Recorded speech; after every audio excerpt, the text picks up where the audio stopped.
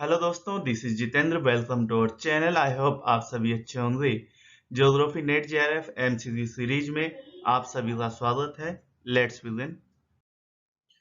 Question 1 है, बंगाल की खाड़ी में तटवर्ती क्षेत्रों में चक्रवात अधिक आते हैं। ए, बंगाल की खाड़ी में अधिक गर्मी के कारण। बी, बंगाल की खाड़ी से पानी के रसायन चक्रवातों को बनने में सहायक होते हैं। सी, अंडमान और निकोबार की लंबी द्वीप श्रृंखला चक्रवातों से आरंभ होने का कारण बनती है। और डी, शंक्वाकार होने के कारण बंगाल की खाड़ी में बने चक्रवात उत्तर की ओर चलते हैं। आंसर होगा ए, अधिक गर्मी के कारण। अब ये जो चक्रवात है भारत में वो दो दिशाओं से आते हैं। अगर ये इंडिया माने तो ये बंगाल की खाड़ी यहाँ पे चक्रवात आते हैं और अरब सागर यहाँ पर चक्रवात आते हैं। चूंकि जब चक्रवात आते हैं तो वो घड़ी से, ये उत्तरी गोलार्ध में भारत स्थित है नॉर्थ में, तो घड़ी से विपरीत दिशा में चलते हुए इस दिशा का अनुसरण करते हैं। तो जब ये इस दिशा का अनुसरण करते हैं तो बंगाल की खाड़ी में उत्पन्न जो चक्रवात है वो भारतीय क्षेत्र को प्रभावित करते हैं, जबकि अरब सागर में जो उत्पन्न चक्रवात है वो अरब प्रायद्वीप आदि क्षेत्रों को प्रभावित करते हैं, वो पीछे नहीं आते। बहुत कम चक्रवात ऐसे हैं जो गुजरात महाराष्ट्र वाले तट को प्रभावित करते हैं। तो इस तरह से ये चक्रवात भारत में कार्य करते हैं। चक्रवात आते बंगाल की खाड़ी में भी है, अरब सागर में भी है, लेकिन अरब सागर वाले चक्रवात हवा की दिशा से अरब प्रायद्वीप, पाकिस्तान, इन क्षेत्रों को प्रभावित करते हैं, जबकि बंगाल की खाड़ी वाले भारतीय तट को प्रभावित करते हैं। उसमें उड़ीसा, आंध्र प्रदेश, तमिलनाडु और श्रीलंका, यहाँ पे नीचे उठने वाले जो चक्रवात होंगे वो श्रीलंका और तमिलनाडु को प्रभावित करेंगे, जबकि ऊंचाई वाले चक्रवात, इन क्षेत्रों से उठने वाले चक्रवात उड़ीसा और आंध्र प्रदेश वाले तट को प्रभावित करते हैं। क्वेश्चन नंबर 2 है, स्टेटमेंट और रीजन वाला है। स्टेटमेंट है, पश्चिमी तट की तुलना में पूर्वी तट चक्रवातों से अधिक प्रभावित है। रीजन है, भारत का पूर्वी तट उत्तर पूर्वी व्यापारिक हवाओं की मेखला में पड़ता है। पश्चिमी तट कौन सा है? पश्चिमी तट है ये वाला। पश्चिमी तट महाराष्ट्र, केरल, गोवा, गुजरात वाला है, वो पश्चिमी तट है। और पूर्वी तट है उड़ीसा, आंध्र प्रदेश, तमिलनाडु वाला जो क्षेत्र है वो पूर्वी तट है। ये बताना है। आंसर होगा बी, दोनों सही हैं, व्याख्या नहीं करते। पश्चिमी तट की तुलना में पूर्वी तट है वो चक्रवातों से अधिक प्रभावित रहता है। नेक्स्ट, पिछले क्वेश्चन में ही देखा है, क्योंकि बंगाल की खाड़ी से उठने वाले जो चक्रवात हैं वो घड़ी की सुई की विपरीत दिशा में घूमने के कारण लगभग संपूर्ण तट को प्रभावित करते हैं। भारत का पूर्वी तट उत्तर पूर्वी व्यापारिक हवाओं की मेखला में स्थित है। ये जो है घड़ी की सुई की विपरीत दिशा में, घड़ी की सुई की दिशा में, ये देखो ऐसे चलता है। ये 0 डिग्री है। यहां से नॉर्थ ऊपर वाले जो चक्रवात हैं वो घड़ी की विपरीत दिशा में होंगे। बंगाल की खाड़ी ही जरूरी नहीं है, पूरा उत्तरी गोलार्ध और इधर वाले घड़ी से दिशा में होंगे। लेकिन ऐसा क्यों होता है? जो समुद्र की जो पवनें चलती है वो इसी दिशा में ऐसे चलती है यहाँ पर, और इधर ऐसे चलती है कोरियोलिस बल के प्रभाव के कारण। इस वजह से ये घड़ी की सुई की दिशा और विपरीत दिशा बनती है कोरियोलिस बल के प्रभाव के कारण। जब नॉर्थ गोलार्ध में है, उत्तरी गोलार्ध में है तो विपरीत दिशा में, और जब दक्षिणी गोलार्ध में है तो घड़ी की सुई की दिशा में ये प्रभावित होते हैं। क्वेश्चन 3 है, स्टेटमेंट रीजन वाला ही है। स्टेटमेंट है, महाराष्ट्र का कोयना क्षेत्र निकट भविष्य में अधिक भूकंप प्रभावित होने की संभावना है। रीजन है, जो कोयना बांध है वो पुराने भ्रंश तल पर स्थित है, जो कोयना जलाशय में जल स्तर के परिवर्तन होने से अधिक सक्रिय हो सकता है। आंसर होगा ए, दोनों सही है, व्याख्या भी करता है। क्योंकि कोयना जो क्षेत्र है महाराष्ट्र में, वहां पर बांध बनने से उस क्षेत्र में जो जल स्तर है उसमें वृद्धि होगी। जल स्तर में वृद्धि होने से जो भूमि की संरचना है, भूमि से चट्टानों से संरचना में परिवर्तन आएगा और साथ ही साथ ये भी देखना है कि वो क्षेत्र भ्रंश तल है। भ्रंश तल होने से वहां पर अलग परिस्थितियां बनती है। जो चट्टानें हैं वो पहले ही किनारे पर स्थित है, इस वजह से उनमें टकराव की स्थिति, उनमें दबाव की स्थिति ज्यादा महसूस की जाएगी, जिस वजह से उस क्षेत्र में भूकंप आने की संभावनाएं ज्यादा रहती है। क्वेश्चन नंबर 4 है, निम्नलिखित राज्यों में से कौन से में सर्वाधिक प्राकृतिक आपदाएं आती है? ए आंध्र प्रदेश, बी ओडिशा, सी बिहार, डी गुजरात। आंसर होगा बी ओडिशा। ओडिशा बंगाल की खाड़ी वाले तट पर स्थित है, जहां पे चक्रवात और प्रति चक्रवात दोनों दशाएं उत्पन्न होती है, जिस वजह से वहां पे तूफान, बाढ़ और सूखा तीनों ही स्थितियां प्राय देखने को मिलती है। अतः बंगाल की खाड़ी तट पर स्थित उड़ीसा राज्य, जो ऑप्शन में दिए गए हैं उन राज्यों में से सर्वाधिक आपदा प्रभावित क्षेत्र है, आपदा प्रभावित राज्य है। क्वेश्चन नंबर 5 है, देश में पहले आपदा प्रबंधन प्रशिक्षण संस्थान की स्थापना कहां पर की गई है? ए है हैदराबाद आंध्र प्रदेश में, बी बेंगलोर कर्नाटक में, सी लातूर महाराष्ट्र या डी चेन्नई तमिलनाडु। आंसर होगा सी लातूर महाराष्ट्र। देश में पहला आपदा प्रबंधन प्रशिक्षण संस्थान की स्थापना लातूर महाराष्ट्र में हुई है। नेक्स्ट क्वेश्चन है, भारत का सबसे अधिक बाढ़ग्रस्त राज्य है? ए असम, बी बिहार, सी आंध्र प्रदेश, डी उत्तर प्रदेश। आंसर होगा बी बिहार। बिहार भारत का सर्वाधिक बाढ़ग्रस्त राज्य है, ये याद रखना। क्वेश्चन 7 है, रेगूर नाम से जानी जाती है? ए लाल मिट्टी, बी जलोढ़ मिट्टी, सी काली मिट्टी या डी लेटराइट मिट्टी। आंसर होगा सी काली मिट्टी को ही रेगूर मिट्टी, रेगड़ मिट्टी, कपास मिट्टी या उष्णकटिबंधीय चरणोजम मिट्टी कहा जाता है। ये अलग अलग क्षेत्रों में अलग अलग नाम से जानी जाती है। भारत में यह मिट्टी महाराष्ट्र, पश्चिमी मध्य प्रदेश, गुजरात आदि राज्यों में मिलती है, जो 5 लाख वर्ग किलोमीटर क्षेत्र में फैली हुई है।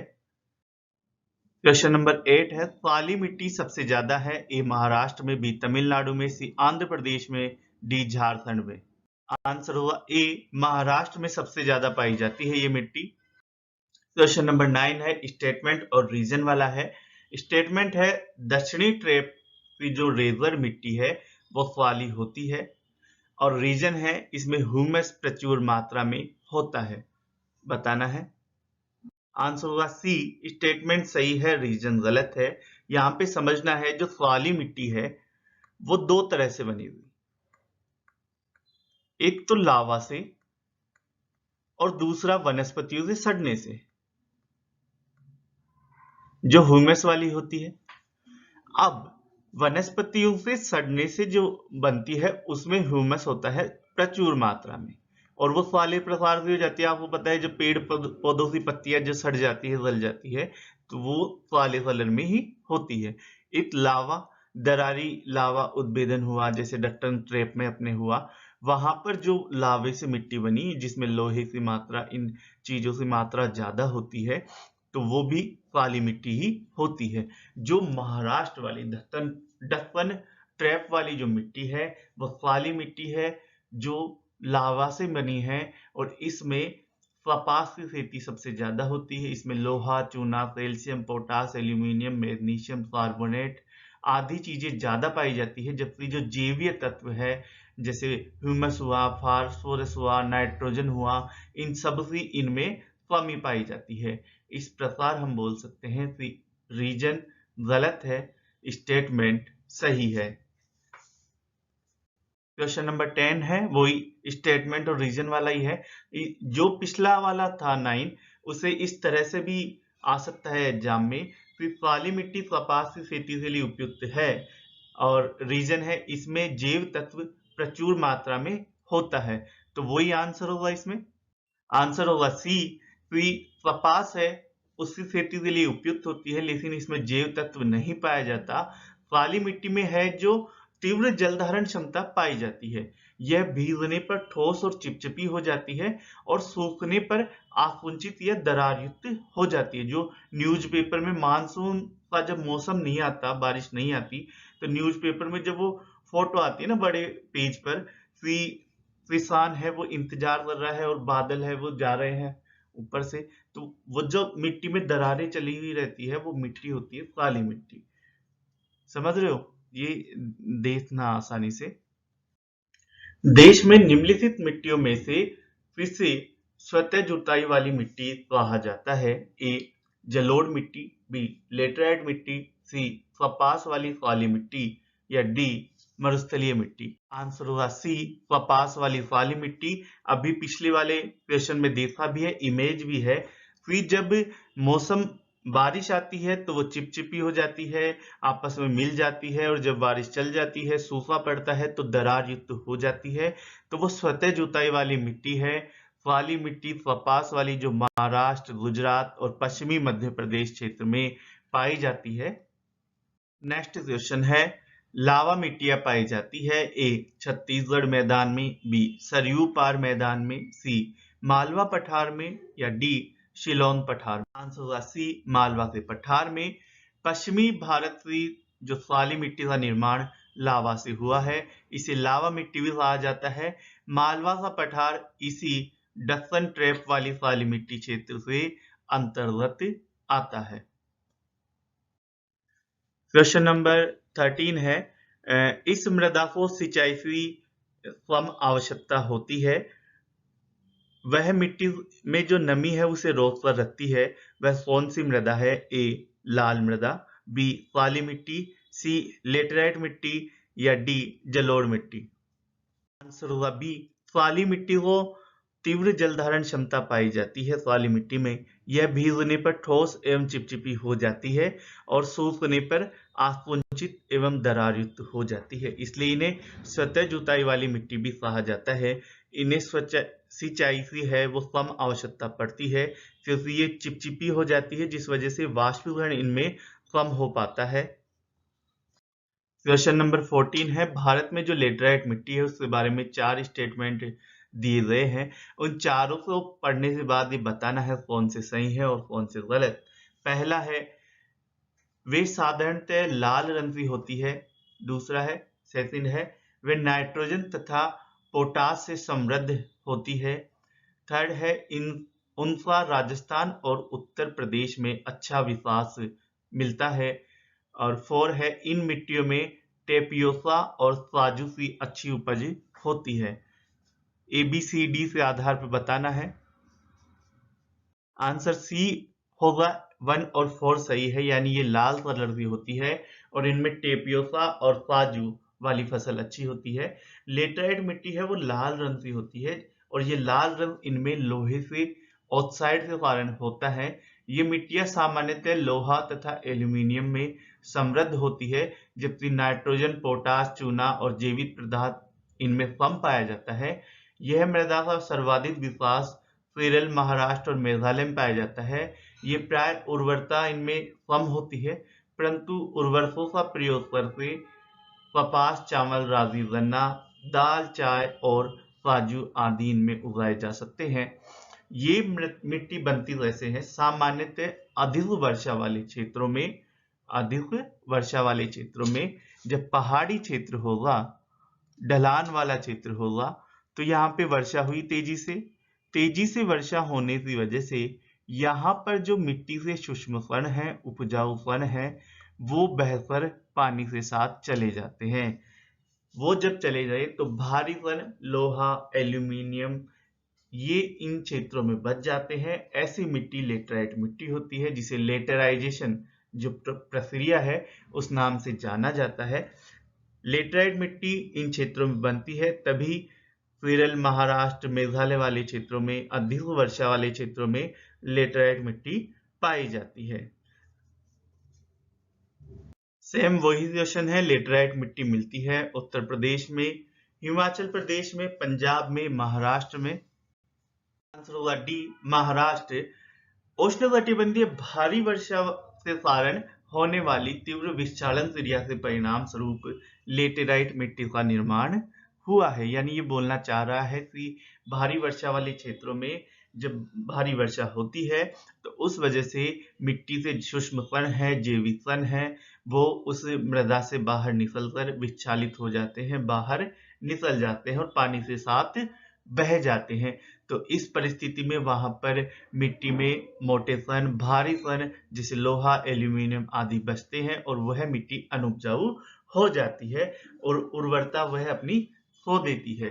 तो ऐसी मिट्टी लेटराइट मिट्टी कहलाती है। पहले पिछले वाले सेशन में भी देखा था और ये सबसे ज्यादा केरल और मेघालय में मिलती है, बाद में महाराष्ट्र में मिलती है। ऑप्शन में सिर्फ महाराष्ट्र है, इसलिए महाराष्ट्र आंसर सही होगा।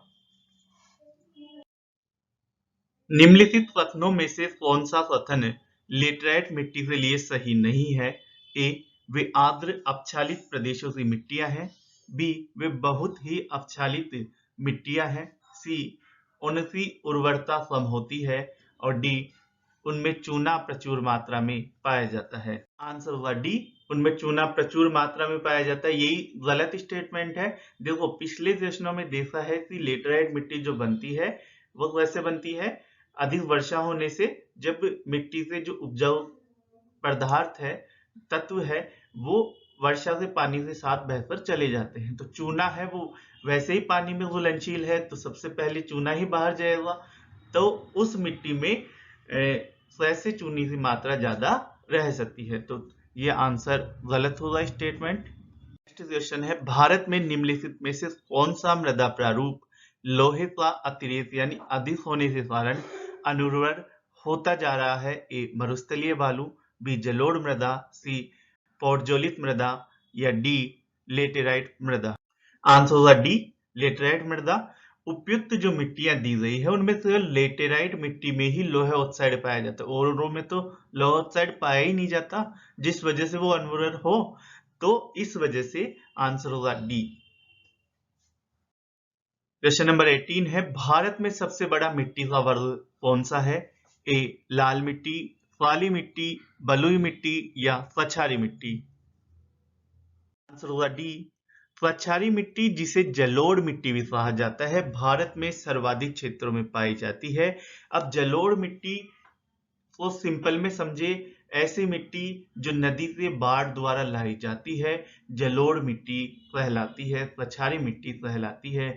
जितनी भी नदी घाटियां हैं, नदी वाले क्षेत्र हैं, उनमें जलोढ़ मिट्टी पाई जाती है। पूरा अपना उत्तर भारत का जो विशाल मैदान है, उत्तर प्रदेश, हरियाणा, पंजाब, राजस्थान, ये पूरा जलोढ़ मिट्टी से ही बना हुआ है।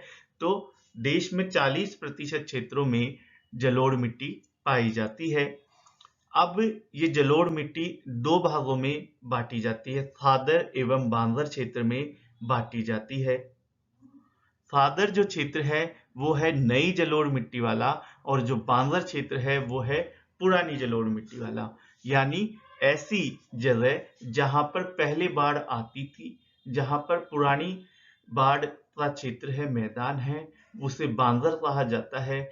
जहां पर हर साल नई बाढ़ की मिट्टी आती है, उसे खादर कहा जाता है। नेक्स्ट क्वेश्चन है, गंगा के मैदान की पुरानी पछारी मिट्टी कहलाती है? भाबर, बांगर, खादर, फोंडोलाइट। आंसर है बी, बांगर। देखो जो पुरानी पछारी, अभी पहले बताया था कि जो जलोढ़ मिट्टी है वो दो प्रकार की होती है, बांगर और खादर। यानी ये नदी का क्षेत्र है, इस क्षेत्र में नदी बह रही है, ये मानो, और इस क्षेत्र में बाढ़ आ रही है। अगर नदी से बाढ़ आती है तो वो इन क्षेत्रों को प्रभावित करती है। तो ये जो क्षेत्र है नए जिनमें अभी बाढ़ आ रही है, तो इन क्षेत्रों को कहा जाता है खादर। पर पुराने समय में, थोड़े समय पहले, 100, 150 साल, 500 साल पहले, इस क्षेत्र तक भी बाढ़ आती थी, इस क्षेत्र तक बाढ़ प्रभावित होती थी। तो ये जो पुराना बाढ़ वाला क्षेत्र है, पुराना बाढ़ वाला जो क्षेत्र है जहां पे पहले बाढ़ आती थी, अब बाढ़ नहीं आती उस नदी द्वारा, तो ये बांगर कहलाता है। समझ में आया? जो पुराना बाढ़ वाला क्षेत्र है, पुरानी मिट्टी वाला जो क्षेत्र है, जहां पे उसी नदी द्वारा मिट्टी डाली गई है पर पुराने समय में डाली गई है, अभी वहां पर वो क्षेत्र मिट्टी का जो क्षेत्र है वो ऊंचा हो गया है, वहां पे बाढ़ नहीं आती है, तो वो क्षेत्र बांगर है। और जो नया क्षेत्र है जहां पे अभी भी वर्तमान में बाढ़ आती है, बाढ़ द्वारा मिट्टी डाली जाती है नदी द्वारा, वो खादर कहलाता है। निम्नलिखित में से कौन सी मृदा में जल धारण क्षमता है वो सबसे कम पाई जाती है? बलुई दोमट, दोमट बालू, मटियार दोमट या दोमट? आंसर होगा ए, बलुई दोमट मिट्टी में जल धारण क्षमता सबसे कम होती है, क्योंकि इसमें है जो रवे भारी और बड़े होते हैं। ये जो मिट्टी के जो कण होते हैं बलुई दोमट मिट्टी में, जो बालू वाली मिट्टी है उसमें मिट्टी के कण बड़े होते हैं, भारी होते हैं, जिस वजह से इसमें पानी जो धारण करने की क्षमता है वो सबसे कम पाई जाती है। दोमटी या लोम मिट्टी, लोम मिट्टी या दोमटी मिट्टी एक ही मिट्टी है, में कौन सा कण मिलता है? बालू वाले कण मिलते हैं, चिकना, पांचु कण या सभी प्रकार के? पांचु यानी गादवग हो जाता है। आंसर होगा डी, लोम मिट्टी में सभी प्रकार के कण मिलते हैं। 40% दोमट वाले बालू के कण मिलते हैं, 40% चिकने कण मिलते हैं और 20% गाद या पांचु कण पाए जाते हैं। वीडियो से रिलेटेड पीडीएफ पाने के लिए हमें टेलीग्राम और फेसबुक पेज पर भी फॉलो करें। लाइक, शेयर और सब्सक्राइब करना ना भूलें।